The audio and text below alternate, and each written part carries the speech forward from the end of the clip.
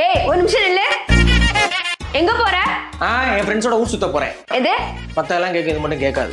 ஏய் குப்பையை போட போறேன். குப்பையா? எந்த குப்பை? அதான் சோப்பால் எடுத்து வச்சிருந்தீங்களா, பழைய கிழிஞ்சு வச்சிருந்தீங்களா, அந்த குப்பையை தான். என்னது குப்பையா? அது பழைய கிழிஞ்ச துணி தான், ஆனா அதோட மதிப்பு 50,000 ரூபாய். எது இது 50,000 ரூபாயா? அப்படின்னு எங்கள் அம்மாவோட பழைய பட்டு சாரீஸ்லாம் எடுத்துக்கிட்டு நாங்கள் வந்திருக்க பிளேஸ் தான் ஸ்ரீ மீனாட்சி பட்டு சென்டர். இங்கே தான் பழைய பட்டு சாரீஸ்க்கெலாம் அதிகமான அமௌண்ட் தரதா சொல்லியிருந்தாங்க. நீங்கள் என்ன மாதிரி சாரீஸ்லாம் எடுத்துகிட்டு ஷாப்பை டைரெக்டாக விசிட் பண்ணணும்னு அவசியம் இல்லை. தமிழ்நாடு முழுவதும் நீங்கள் எங்கே இருந்தாலும் ஜஸ்ட்டு கான்டாக்ட் பண்ணாலே போதும். நாங்கள் எடுத்துகிட்டு போன சாரீஸை இந்த மாதிரி கல்லில் தேய்ச்சி பார்த்துட்டு ஒயிட் கலரில் வந்தால் அது போகணும், காப்பர் கலரில் வந்தால் போகாதுன்னு சொல்லியிருந்தாங்க. அதாவது ஒயிட் கலரில் வந்தால் தான் அது ஒரிஜினல் பட்டு சாரின்னு சொல்லியிருந்தாங்க.